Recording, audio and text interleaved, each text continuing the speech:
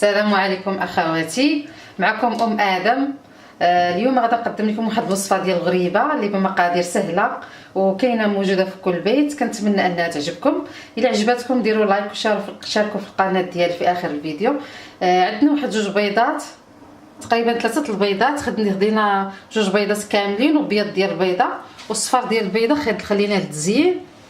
عندي دقيق على حسب الخليط، خماره ديال الحلوى ديال 15 غرام، عندي السنيده 200 غرام، الزيت 150 مليلتر، عندي قشره ديال حامضه، واحد شويه السكر تا هو للتزيين، وعندي دانون ديال يوغورت. يوغورت بالنسبه للفاني او الحامض. كنبداو على بركه الله الطريقه. كاين البيض، كندير البيض كنضيف ليه السكر سنيده، كنضيف الزيت،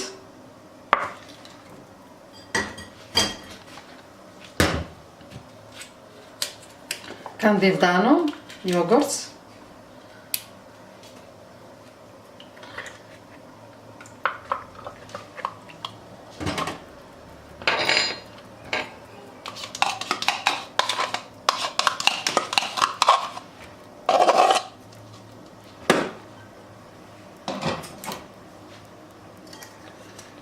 كنخلط هادشي مزيان.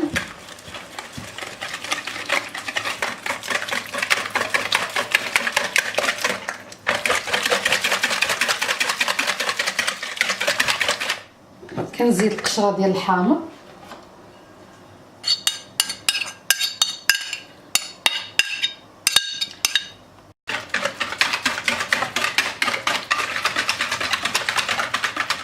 دابا غنبدا نضيف الدقيق بشويه بشويه. الدقيق كيبقى على حسب الخليط اللي عندنا.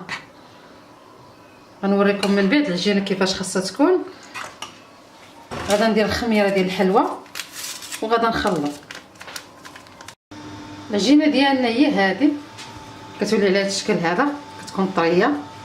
كنبداو نكوروها بهذا الشكل هذا.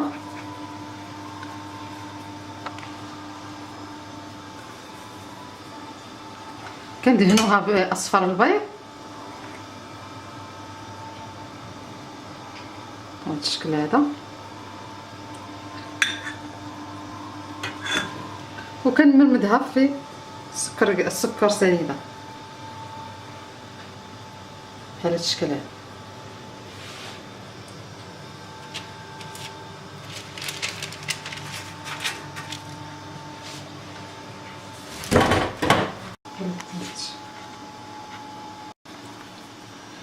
كنكوروا العجينه بحال ما هكايا على شكل كويرات، شكل غريبه. كندهنوها باصفر البيض بهذا الشكل، كنمرمدوها في السكر سنيده.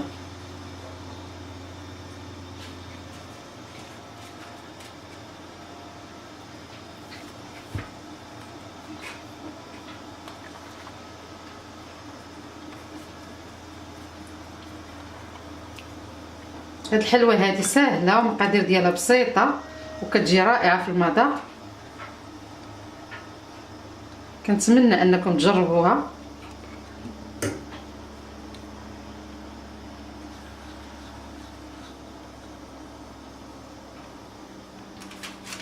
انا غنبقى بحال ما هكا نكور في العجينه، نديرها على شكل غريبه ونفندها في صفار البيض والسنيده حتى نكمل كاع العجين اللي عندي.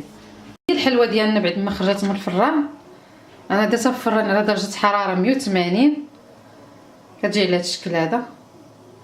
الى عجبكم الفيديو ديال اليوم شاركوا في القناه ديالي وديروا لايك باش يوصلكم جديد الوصفات ان شاء الله. والسلام عليكم.